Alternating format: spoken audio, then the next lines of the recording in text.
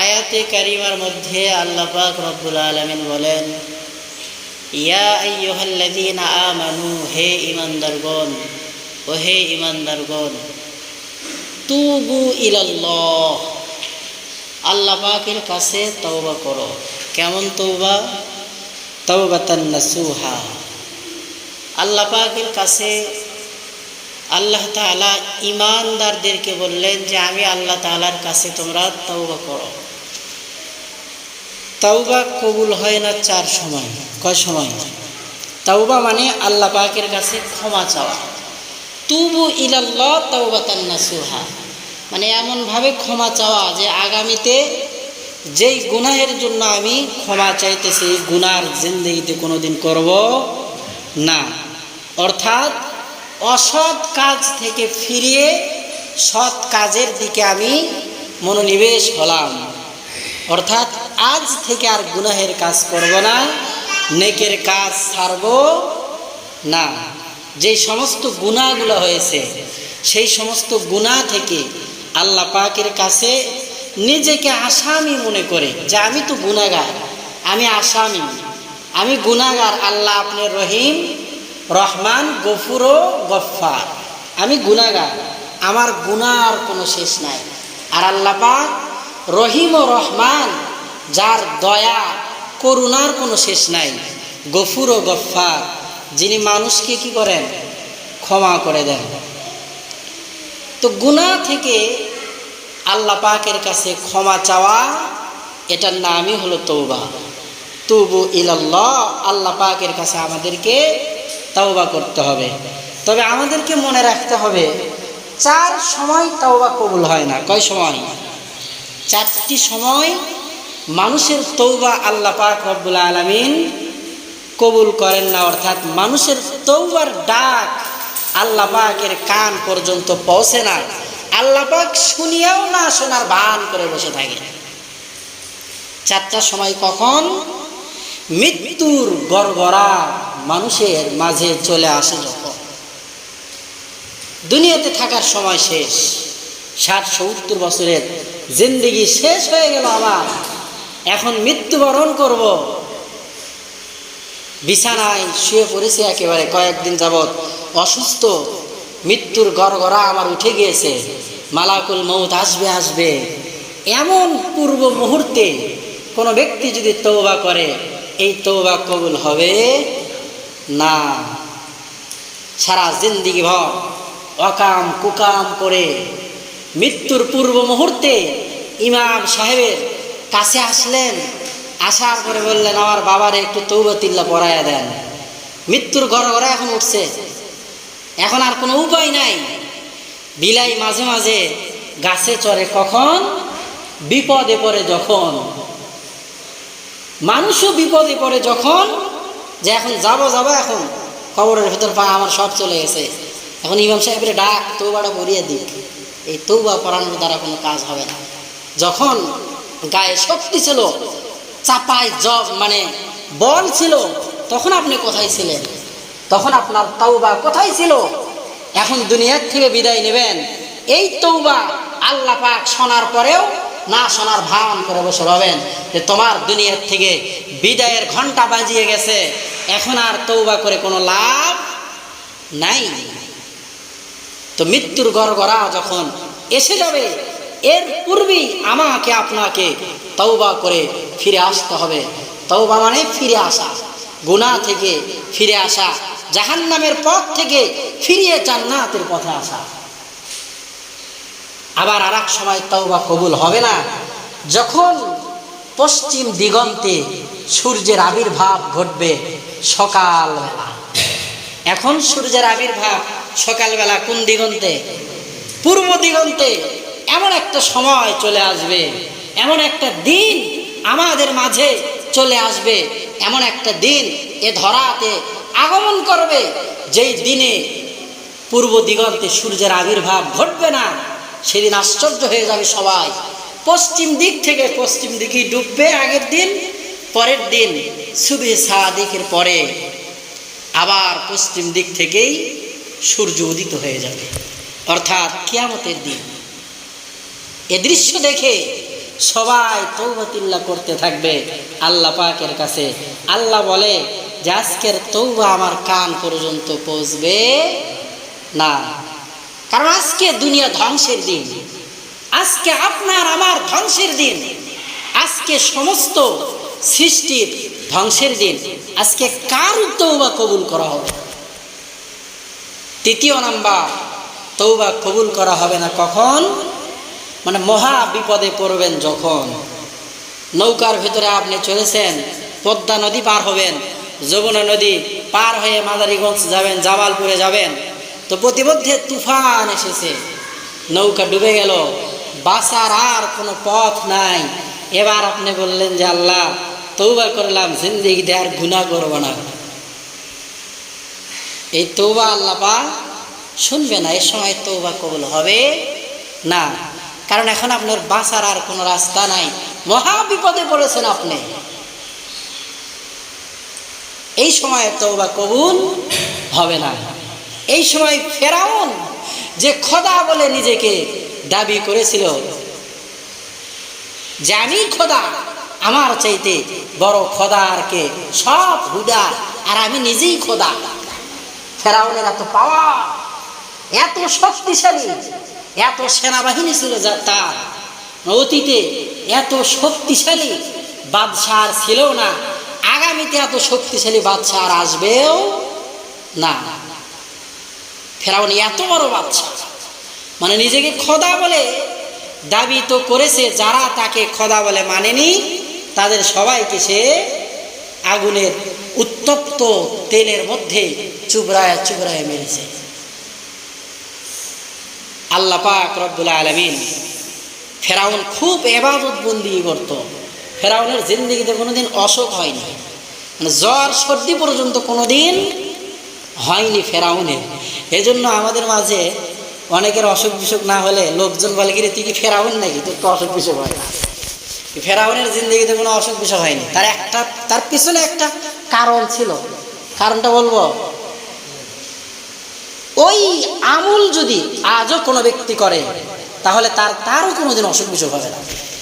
সে আমলটা হলো শেষ রজনীর বাতাস, শেষ রজনীর হাওয়া যার শরীরের ভিতরে ঢুকবে, যার নাকের ভিতরে ঢুকবে, তার জিন্দেগিতে কোনোদিন বড় ধরনের অসুখ বিসুখ হবে না। আমাদের তো শেষ রাত যখন আসে, মুয়াজ্জিনের আজান যখন কানে পড়ে, তখন ঘুম আরো চাপিয়ে বসে, কারণ শয়তান তখন মানুষের মাথার কিনারায় দেবে বসে যায়, আর মাথায় সুরসুরি দিতে থাকে, আর মাথা টিপতে থাকে, আর বলে উঠিস না। দেখবেন ওই সময়ের ঘুম এত সাটে, আর ওই সময়ের ঘুম এত মজা, উঠতেই মনে চায় না। কারণ একজন যদি আমার মাথা টিপিয়ে দেয়, একজন যদি আমার হাত পা টিপিয়ে দেয়, তাহলে সেই জায়গা থেকে উঠতে আমার একটু কষ্টই হয়, কারণ এখন আমি মহা শান্তিতে আছি। আজরাইল শয়তান আজানের পর থেকে মানুষের যারা মুসলমান, যারা নামাজি, তাদের হাত পা টিপতে থাকে, আর বলে যে উঠিস না, এর চাইতে শান্তি আর আছে? তো ফেরাউন বেশি বেশি ইবাদত করত, নিজেকে খোদা বলে দাবি করলেও সে আল্লাহ পাকের ইবাদত করত, কাউকে দেখতে দিত না, আর আল্লাহ পাকের কাছে চাইতো যে আল্লাহ আমাকে আপনি এমন পাওয়ার দান করেন, মানুষ যেন আমাকে খোদা বলে মানে। ফেরাউন শেষ রজনীর দিকে সেজদায় পড়িয়া পড়িয়া গুহার ভিতরে কান্না করত, আর আল্লাহ পাককে বলতো যে আল্লাহ আমার এই রাজত্ব আমার থেকে ছিনিয়ে নিয়েন না, আমার এই রাজত্বকে আপনি হালাক আর ধ্বংস করে দিয়েন না। ফেরাউন খুব ইবাদত বন্দি করত, আর আজানের আগে শেষ রাতে পুরো মহল্লার মধ্যে, তার রাজ্যের মধ্যে দাপিয়ে বেড়াইতো, আর দেখতো যে কে কোন হালতে আছে। হাদিসের ইবারতের মধ্যে তো আছে যে এই জন্যই ফেরাউনের জিন্দেগিতে কোনোদিন অসুস্থ বেমার হতো না, কারণ ওই সময়ের হাওয়া বাতাস এটা হলো মানুষের জন্য, মানুষের দেহের জন্য দাওয়া অর্থাৎ ঔষধের মতো। এই জন্য ফেরাউনের কোনোদিন অসুখ বিসুখ হইতো না। তো যে কথাটা বলতেছিলাম যে মহা বিপদে যখন কেউ পড়ে তার তাওবা আল্লাহ পাক রব্বুল আলামিন কবুল করেন না। তো ফেরাউন যখন ইবাদত বন্দি করত, তো আল্লাহ পাক রব্বুল আলামিন জিবরিল আলাইহিস সালামকে ফেরাউনের নিকটে সাদা একটা কাগজ দিয়ে পাঠিয়ে দিলেন আর বললেন যে খোদা আপনার হুকুম যদি কেউ না মানে, ফেরাউনকে বললেন খোদা আপনার হুকুম যদি কেউ না মানে এই পুরা রাজ্যের মধ্যে, তাহলে তাকে কি করা উচিত? তো ফেরাউন তখন বলল যে এখন আমি ইবাদতের মধ্যে নিমগ্ন আছি, বাকি একটা কাগজ নিয়ে আসো, তাকে কি করা উচিত আমি কাগজের উপরে লিখে সিগনেচার করে দেই। সঙ্গে সঙ্গে কাগজ বের করে দেওয়ার পরে সেখানে ফেরাউন লিখে দিল, ফেরাউন সেখানে লিখে দিল যে তাকে নীল নদে চুবরায়া চুবরায়া মারা উচিত, সিগনেচারে ফেরাউন।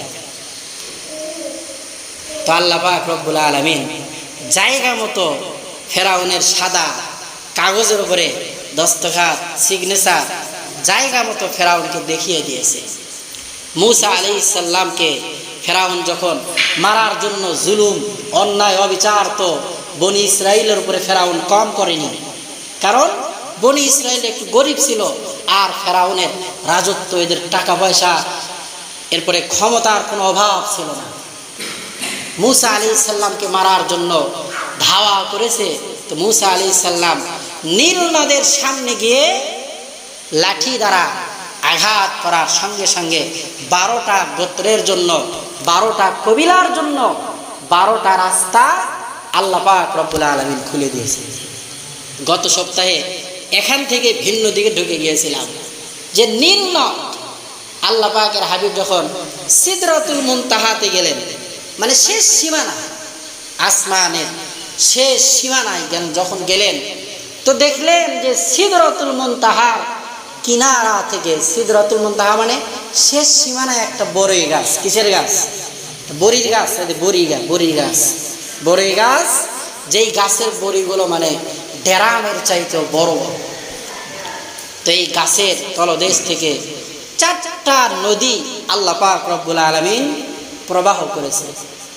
আল্লাহর হাবিব বলে যে আমি তাকিয়ে দেখি 2টা নদী সরাসরি জান্নাতে ঢুকেছে, আর 2টা নদী আল্লাহ পাক রব্বুল আলামিন সরাসরি দুনিয়ার দিকে পাঠিয়ে দিয়েছে। সুবহানাল্লাহ।